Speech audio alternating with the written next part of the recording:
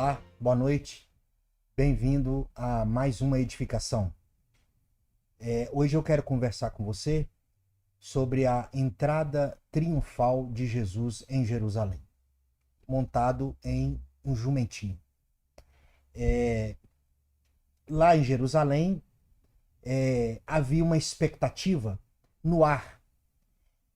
Todos comentavam entre si que finalmente chegara o dia em que o Messias, tão esperado, adentraria triunfalmente em Jerusalém, dirigindo-se ao palácio, deporia Herodes, o rei fajuto, marionete do Império Romano, e um tal Galileu surgiria na periferia, fazendo milagres, exorcizando demônios, alimentando multidões. Então, só poderia ser ele, o filho de Davi, que libertaria seu povo do domínio romano e assumiria o trono do qual era herdeiro. Então, a cidade estava em polvorosa com esse sentimento e essa expectativa. Munidos então de ramos em suas mãos, todos se dirigiam ao portão principal para as boas-vindas ao que vinha em nome do Senhor, e eles então gritavam Hosana. Então os tempos áureos voltaram, viva o filho de Davi. E de repente desponta no horizonte uma figura doce, serena, montada em um jumentinho. Sim, foi isso mesmo que você acabou de ouvir. Montado em um jumentinho 3.0. Seus discípulos o prendiam, apertavam, e os discípulos precediam e engrossavam também esses brados de Hosana. Então, o povo, acostumados a assistir às paradas triunfais em que os reis e generais se apresentavam montados em extravagantes corcéis, a imagem daquele Galileu no jumento era, no mínimo, frustrante. Mesmo sem entender direito o que acontecia, os brados de Hosana se intensificaram. Talvez aquilo fosse um recurso cênico visando identificá-lo com as camadas mais pobres e oprimidas da sociedade. Ninguém podia supor e imaginar que o jumentinho era emprestado.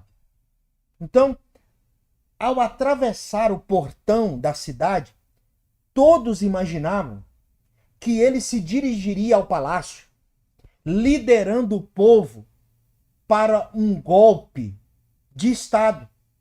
Mas em vez disso, ele toma o lado oposto. Ele se dirige ao templo. Possivelmente muitos pensaram que ele faria uma breve escala no templo a fim de legitimar o seu motim, buscando apoio da casta sacerdotal. Inusitadamente, sua feição é transformada e o Galileu, humilde, montado num burrinho, agora vai improvisar um chicote, adentra os pátios do templo e de lá ele expulsa os cambistas e mercadores. Cria-se uma confusão geral. Os brados de Hosana foram substituídos por burburinhos. Todos estavam enganados em suas expectativas. Ele não estava interessado em ser unanimidade. Não buscava apoio dos sacerdotes, nem dos principais partidos religiosos. O reino que ele representava não propunha mudanças que começassem pelo palácio, mas sim pelo templo. a casa de seu pai estava sendo profanada, transformada num mercadão a céu aberto. Antes de instaurar a ordem do reino, aquela ordem teria que ser subvertida. Mesas de pernas para o ar, gaiolas abertas, cambistas expulsos. Então, o mesmo Cristo do jumentinho é o Cristo do chicote. Não é possível confundir sua humildade com passividade. Ele jamais fez vista grossa às injustiças dos homens. Depois de limpar o terreno, cegos e coxos lhe são trazidos e ele os cura ali mesmo. De repente, o silêncio é quebrado por brados de hosana, que desta vez vinham dos lábios de crianças. Os sacerdotes indignados perguntaram a ele: não se incomoda o Senhor com o barulho dessas crianças? Ao que Jesus responde: vocês jamais leram que da boca dos pequeninos é que sai o mais perfeito e puro louvor? Repare nisso. Os hosanas bradados à entrada de Jerusalém não merecem qualquer comentário de Jesus.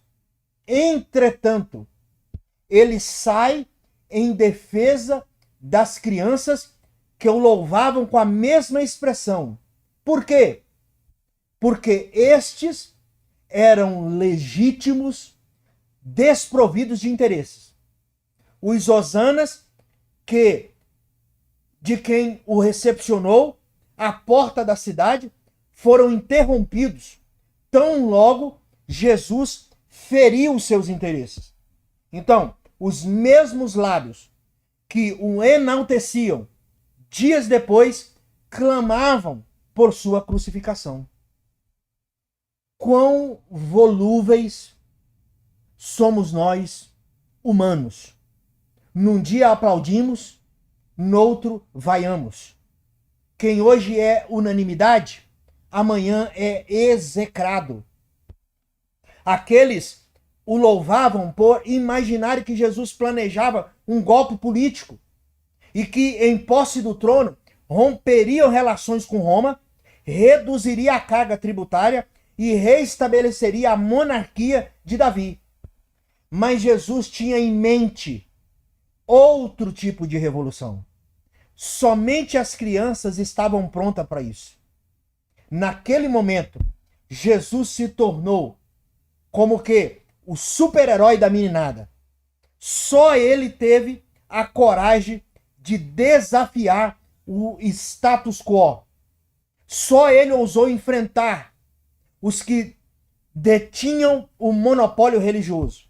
Enquanto as crianças o louvavam, os adultos indignados já pensavam em como detê-lo. Foi essa postura subversiva que lhe custou a vida. Então, começa ali a contagem regressiva para que o Cristo subversivo fosse morto. Não por defender uma ideologia, mas um ideal. E mais, o ideal do reino de Deus.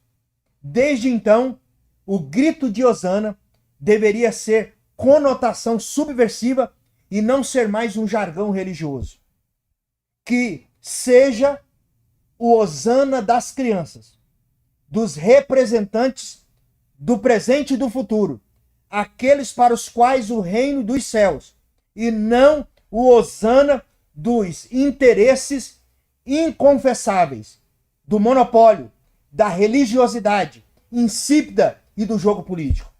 É triste demais e revoltante ver tantos cristãos deixando seus cultos dominicais, portando ramos nas mãos, sem com isso serem cúmplices de Deus na instauração do seu reino. Que a religião instituída, desista de tentar domesticar Jesus. E aqui está uma impossibilidade. Domesticar Jesus. E mais, pensar que o reino dele é o reino deste mundo. Então, hosana ao rei que vem em nome do Senhor, e não de Roma, nem tampouco de César. Que o reino venha. Shalom a todos. Deus te abençoe.